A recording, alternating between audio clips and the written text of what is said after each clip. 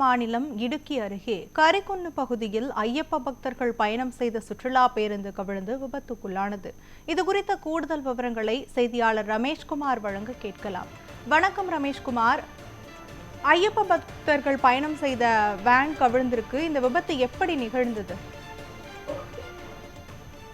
நிச்சயமாக கேரள மாநிலம் சபரிமலை ஐயப்பன் கோவிலை பொறுத்த அளவில் மகர விளக்கு பூஜைக்காக நடை திறக்கப்பட்ட நாளிலிருந்து கணிசமான எண்ணிக்கையில் பக்தர்கள் தரிசனம் என்பது மேற்கொள்ளப்பட்டு வருகின்றனர்.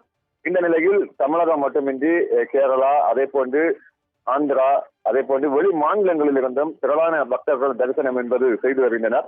அந்த வகையில் திருச்சூர் மாவட்டத்திலிருந்து 30க்கும் மேற்பட்டோர் ஒரு சுற்றுலா பேருந்தில் சபரிமலைக்காக தரிசனத்துக்கு சென்றிருந்தனர். நேற்று நள்ளிரவு தரிசனம் முடிந்து அவர்கள் சொந்த ஊருக்கு வந்து கொண்டிருக்கும் பொழுது அந்த சுற்றுலா பேருந்தானது இடுக்கி அருகே கரிக்குன்னு என்ற பகுதியில் வரும் பொழுது சாலையோரம் நிலை தடுமாறி கவிழ்ந்தது.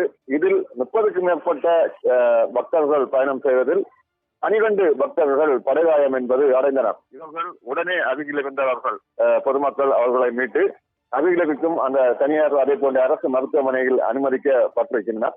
அதன் பிறகு பேருந்தையும் தற்பொழுது அந்த பகுதியில் இருந்து மீட்டு எடுத்திருக்கின்றனர். தொடர்ச்சியாக இந்த விபத்துக்கான காரணம் குறித்து போலீசார் தற்பொழுது விசாரணை என்பது மேற்கொள்ளப்பட்டு வருகின்றனர்.